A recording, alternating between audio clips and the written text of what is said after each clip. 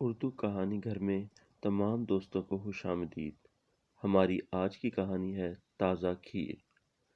Tube well کے گرد گاؤں کی کچھ عورتیں کپڑے دھو رہی تھیں۔ ایک عورت نے دوسری سے پوچھا، آج کیا کھایا؟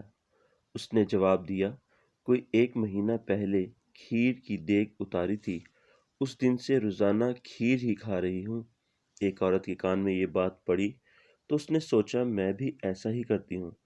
گھر ویسے بھی اس کی پسندیدہ ڈش تھی، چنانچہ اس نے گھر پہنچتے ہی کھیر کی دیگ اتارنے کا پروگرام بنایا۔ وہ کھیر کی دیگ سب سے چھپ کر مہینہ بھر اکیلی کھانا چاہتی تھی، لہٰذا اس نے دیگ پکا کر توڑی والے کمرے میں چھپا دی۔ پہلے دن کھیر کھائی اور دوسرے دن بھی، مگر تیسرے دن اس میں سے بو آنے لگی۔ مجبوراً بھری دیگ ضائع کرنا پڑی۔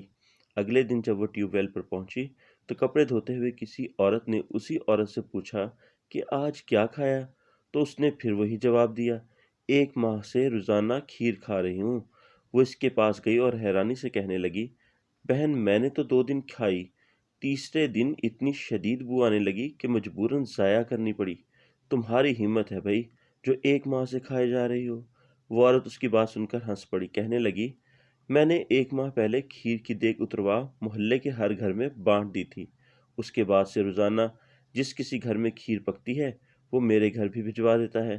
اس طرح میں ہر روز کھیر کھاتی ہوں۔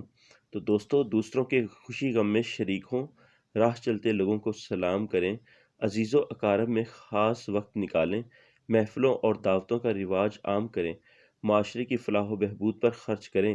اگر آپ ایسا کرتے ہیں تو یقین کریں آپ کے فیلنگ سائٹ پر ہر کوئی فکر مند دکھائی دے گا۔ راہ چلتے ہوئے پلٹ کر نہ جانے کتنے سلام آنے لگیں گے۔ خوشی غمی میں خود کو تنہا نہیں پائیں گے۔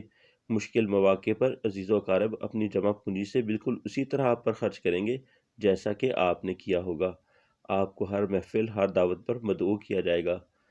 تو دوستو، اگر آپ کو ہماری یہ سبق آموز کہانی پسند آئی ہے تو اسے لائک اور شیئر ضرور کریں اور ہمارے چینل اردو کہانی گھر کو سبسکرائب کریں۔ شکریہ۔